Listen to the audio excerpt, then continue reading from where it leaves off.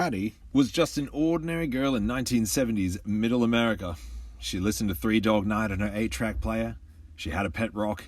Her friends joined her on picnics in the park, and there Patty met a boy, Jim, dressed in short shorts and tube socks. Eventually, they married.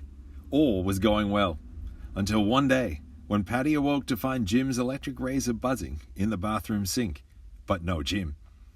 Recently, Jim had passed his time hanging around with the local Christian set. And not in a Doobie Brothers, Jesus is just all right with me sort of way either. Jim had morphed into a true believer.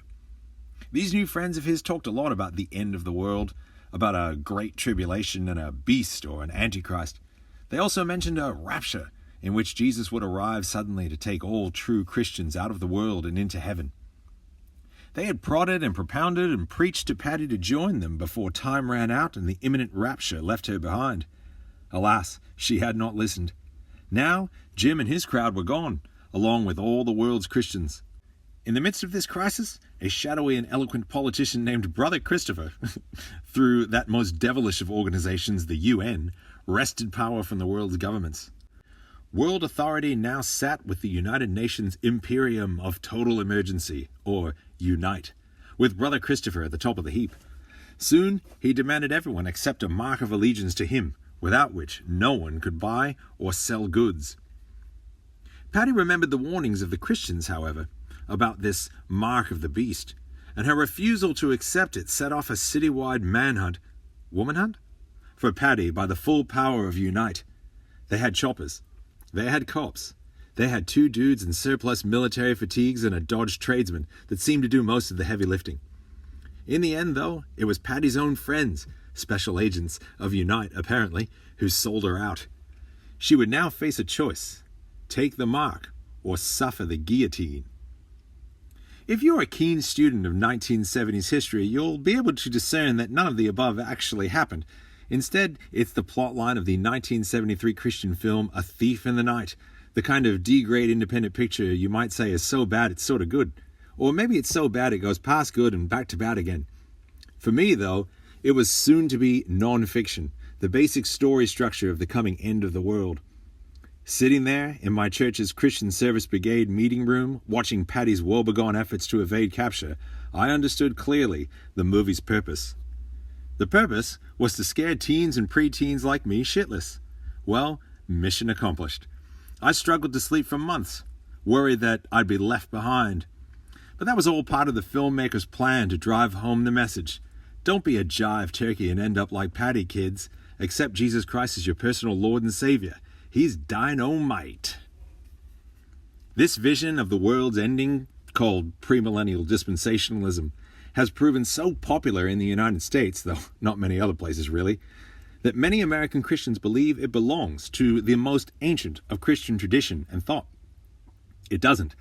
Instead, its present form is largely the brainchild of 19th century Plymouth Brethren preacher named John Nelson Darby. Darby, like a theological Frankenstein, began with a torso from the 9th chapter of Daniel, the cryptic prophecy of the 70 weeks. He stitched on a head and limbs from the book of Revelation. Then he stuffed it with internal organs harvested from other disparate passages of Scripture. A heart from Matthew 24, lungs from 1 Thessalonians 4, and a spleen and liver and gallbladder from Isaiah 32 and Ezekiel 38 and 39 and 2 Thessalonians 2. For whatever reason, Darby's hideous chimera caught the fancy of the very influential preacher Dwight L. Moody and his disciples, who disseminated the teaching throughout the United States through various Bible colleges and written works. The story that Darby and his modern enthusiasts spin, think Hal Lindsey or Tim LaHaye, goes something like this. Everything was proceeding according to God's plan with his chosen people Israel, until they crucified the anointed Messiah he sent them. So God decided to enact Plan B, to bench the starting lineup and put in the second string, the Christian church, the people of Jesus. We're in there, filling our roles, playing some defense and keeping the scores close. But God hasn't forgotten about his primary agenda with Israel. One day soon, he'll put the starters back on the floor to finish the game. When that happens, of course, there'll be no further need for the services of the subs. Hence, the rapture, where Jesus will perform a low-atmosphere fly-by maneuver and snatch up all the world's Christians. With us safely out of the way, the final act can begin.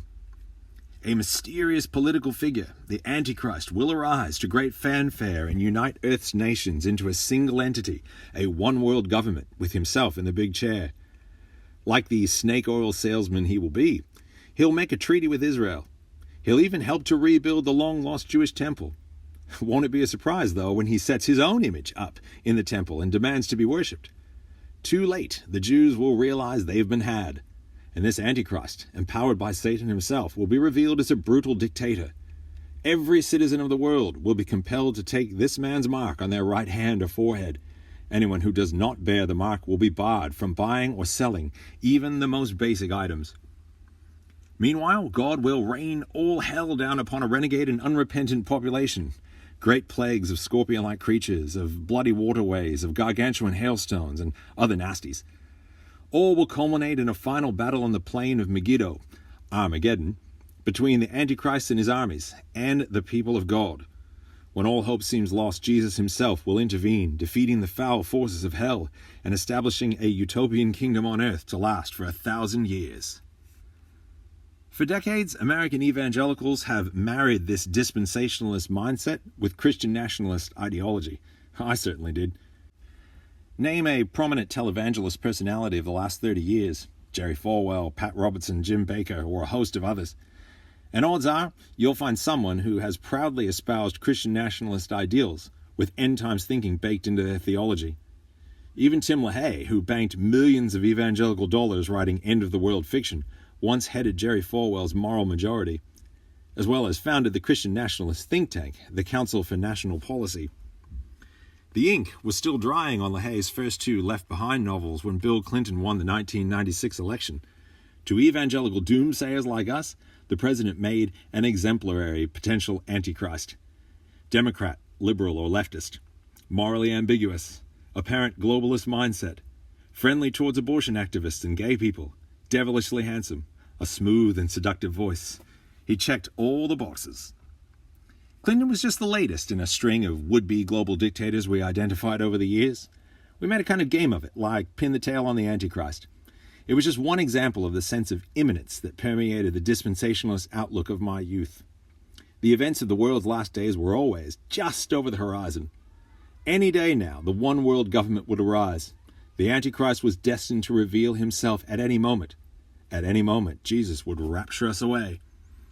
Well, if this insidious empire and its nefarious overlord was indeed imminent, then there must be a shadowy cabal plotting its rise even now.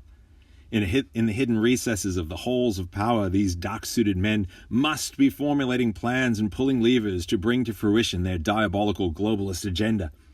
Every policy of the left, every idea deemed socialist, every step toward international cooperation must be a part of the evil schemes at hand. And there must be signs of all these things lining up, like jigsaw pieces falling into place. A war brewing here, a treaty signed there, an increase in vulture egg numbers in the Levant. Some perfect storm of events, an alignment of institutions or of groups or people that would connect the prophetic dots in our reading of apocalyptic texts. Yes, the signs were everywhere, if you knew where to look. Now, if you're paying the slightest bit of attention, you'll recognize where this kind of thinking takes us. Straight down conspiracy lane. Christian nationalism has gained infamy in recent years for increasingly absurd conspiracy theories about pizza shops and immunizations and stolen elections and deep states and Antarctic lizard people. And as we see, heaps of Christian nationalists harbor a left-behind outlook, an outlook prone to scouring headlines and hearsay and the always churning religious rumor mill for intrigues and complots. In other words, the very system of dispensationalism primes you to buy into conspiracies. It convinces you there are vile secrets out there that only the wise or the elect will perceive. Of course, when the signs lead us astray, when the events we anticipate don't eventuate, end times believers remain undaunted. We simply recalculate with a new set of signs. For instance, you've probably noticed Bill Clinton's rise to worldwide overlordship never came to pass. These days, I doubt he could sleep through the night without getting up to pee 5 times or more, much less pursue a program of worldwide authoritarian rule. Yet that hasn't stopped Christian nationalists from making the same sorts of predictions around newer, more promising candidates for Satan's earthly minion. Nor has it stopped them from thinking they can stand in his or her way. I believed this once. I believed that somehow a strong and self-reliant America, ruled by strident conservative government, could somehow keep the universal empire and the end of the world at bay. We could disrupt the schemes of the globalist plotters. And today's Christian nationalists seem to believe the same thing. We can buy the world more time, they think, by making America once again a Christian nation, or by electing only Republican leaders, by building up the military, by distancing the nation from the international community so she stands sovereign and alone on her own strength.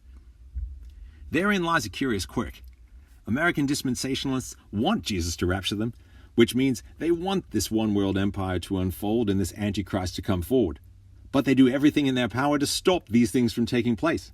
A paradox, like saying Tom Waits' voice is ugly and Tom Waits' voice is beautiful. Both are somehow true. These days, I no longer scour the news for fulfillments of prophecy or look around corners for hidden forces with globalist, anti-American, authoritarian designs. I don't fear the would-be machinations and plots of secret regimes. Interestingly, I divested myself from Christian nationalism and abandoned thief-in-the-night theology more or less simultaneously. That's telling, I think. In so doing, I found a better way to live. One without the worry of ending up like Patty. One with a more sober outlook on the world and with far less fear. One with far better priorities. Until next time, may you walk through God's world without fear. May you see on the horizon redemption and not destruction, hope and not doom, and divine love dwarfing divine wrath.